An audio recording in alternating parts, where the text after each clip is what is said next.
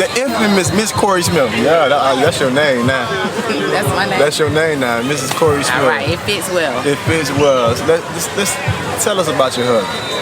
Because I spoke on him, but I need you to speak because he was a wonderful individual for me. He opened up so many doors for me, and I would like for you to give a brief synopsis on what he meant to you and exactly what he meant to our community. Well, to start out with me, he meant everything. Or as the husband, the father, and to this community, I believe he meant everything too. That's why we out here today, and I choose to keep his legacy going on because he spent 20 years here at this one park. We have raised kids from where they lived in our home. We clothed them, we fed them, took them on family trips because they basically were ours.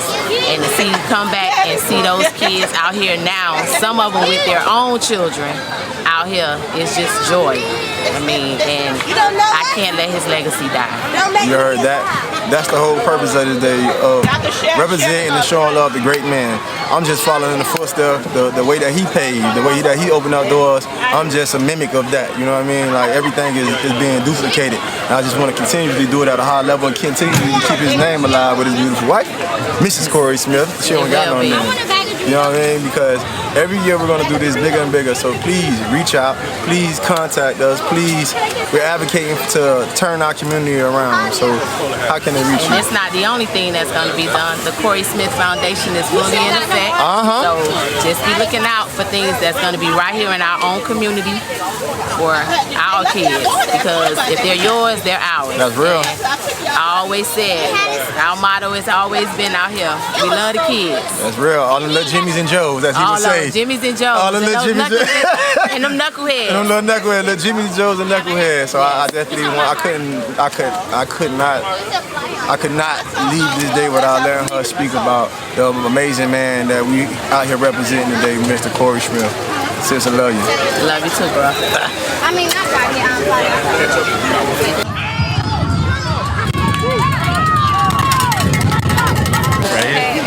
What happened? Smooth. Right there, dog. I'm a beautiful wife. Everything to all of them. To everybody. I'm everything to everybody.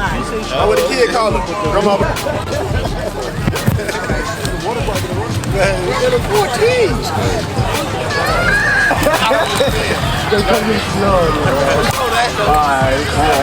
Make sure you edit this part.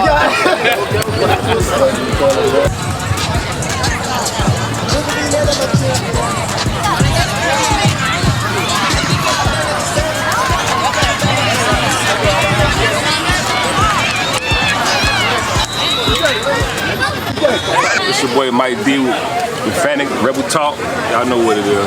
What's happening? What's happening? Office Lawson with FANIT. So founder. Founder of this. I ain't gonna lie, man. I love what you got going on out here. Yeah. This shit's dope, though. So for y'all who don't know, tell them what FANIT stands for. Bro. So FANIT stands for Family and Neighbors Improving Talent. That's what FANIT stands for. Family and Neighbors Improving Talent. Okay, man, like that shit very unique, bro. How you came up with that? Honest to God, true, bro. Back in 2016, I ended up getting indicted, going to prison.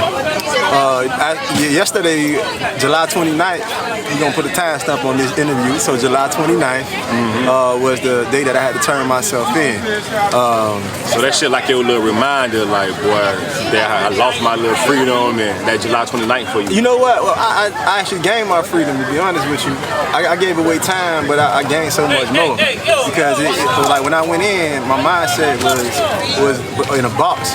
But once I got up out of it, like, it opened my mouth freely to do things like this right here. Right, I ain't gonna lie, when you go to prison or jail or whatever, you do time, like it really sits you down and you think like, I was really living for the world. My world was so small, I was consumed with what was going on in my hood or whatever. The world is so bigger than your hood. And I ain't gonna lie, bro, what you got going on, you done became worldly now. This is bigger than the block. You know what I'm saying? You got all these people out here And for you to come from where you came from and did this, like, what's the message you got behind this? Honest to God, true, bro. I just wanted to show that you ain't have to be like a ball player or some type of big celebrity to really do things big in your neighborhood. So that was the mindset from the first day. So when I came home, I automatically told myself straight up, like, hey, yo, I'm gonna make my own day. You ain't gotta give me no day. So that's why I called it FANIT Day. This is the 3rd annual. You know, we had COVID, yeah, we just did book bags and passed out. We never stopped. We ain't let nothing stop us. Okay. Right, you ain't gonna lie, cause some people will get discouraged about any little problem and they'll fall off track. Yeah. COVID is a big problem. You don't let that stop you. Nah. Man, it's obviously that you're a leader. Yeah. And from just talking to you, bro, like, I want to talk to you after this. Yeah. Like, I want to keep getting game from you. You know what I'm saying? So, definitely. So after me knowing this, how you interact with these kids? Cause man, you gotta drop these Jews on these kids. Hey, yeah. So like how I move with the shorties at the end of the day, bro. I just never forget that I am them. You know what I mean? Like at that age, I understood a lot. Like I jumped off the porch at 13. You know what I mean? But I've been doing different things. I was working at 6. It made me feel like a late bloomer. 13. I jumped off the porch at 13. In 1 year, bro, I lost my grandmother. I got shot at and I got robbed all in 1 year. At 13, so that transformed. Matter of fact, my dog who I got the helmet from, we don't snitch on him, but we just shook his hand not too long ago. So like the first day that I ever seen a gun, it transformed. So that tell you about the energy that you put yourself into. So my mindset was there. Like I got shot at, but I ain't called the police. I ran and got a hammer. You see what I'm saying? The courage is nobody. They taught us that the police is the enemy at the end of the day. But in actuality, when stuff really go down, that's the people you call. Bro, and it's crazy to say that though, right? They didn't teach us that, right? Yeah, they didn't teach us that. They taught us that call 911, call the police for help. Yeah. But living in the urban cities, bro, when they do come around for help, the whole situation get turned around. Like all of us going to jail or somebody getting shot. And that's why you have to change, even to help them change the narrative. So I even help work with them. As you can see, just seeing one of the police officers come embrace you like you was one of them. Like you was a blue. Because I'm educating them on how to move with us too. Because they don't know, they go in the job, they don't want to lose their life. Everything is predicated around fear. Fear ain't even real. Fear is false evidence appearing real. Right. You understand what I'm saying? So when you have the mindset of these people gonna hurt me, you know what I mean? You gonna stay away from them. That's why we can't go to other hoods, because we think that we ain't welcome. But in actuality, when it's love rules all, bro. I go to every hood, bro, and show love. So it's kind of hard for somebody to do something to me because they know I'm coming to take care of them. You know what I'm saying? And so now, even with the police officer, I teach them, if you coming in with love, hey, how y'all doing, with respect, then I'm gonna have respect for you. But if you coming in with aggression, then my wall's gonna go up too, especially when it's in front of a group of people.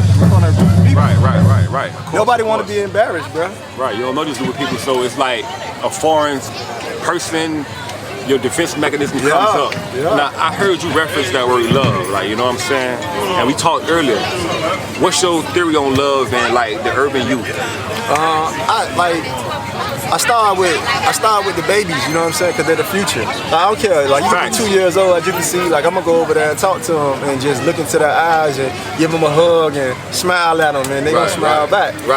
Because even though emotions is universal. You know what I mean? Like, when I was in prison, it was Cubans, Haitians, everybody was segregated.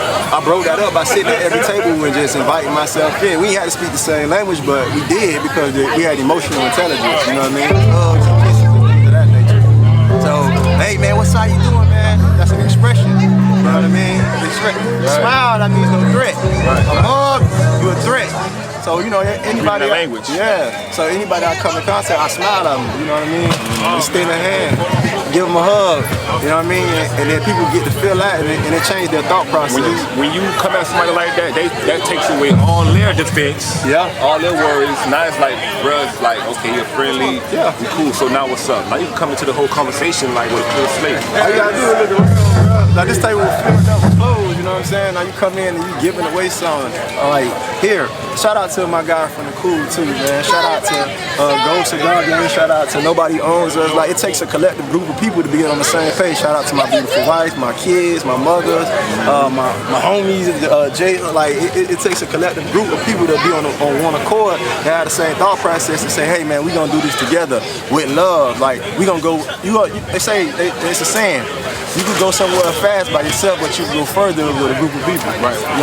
You know, so we just, yeah, put that together. So a lot of times in the hood we get together because we ain't got no love. We think the streets love us, so we start implementing different, you know what I'm saying, people, and they don't even be about gangs. It just, I'm in this area, I really ain't going outside of that.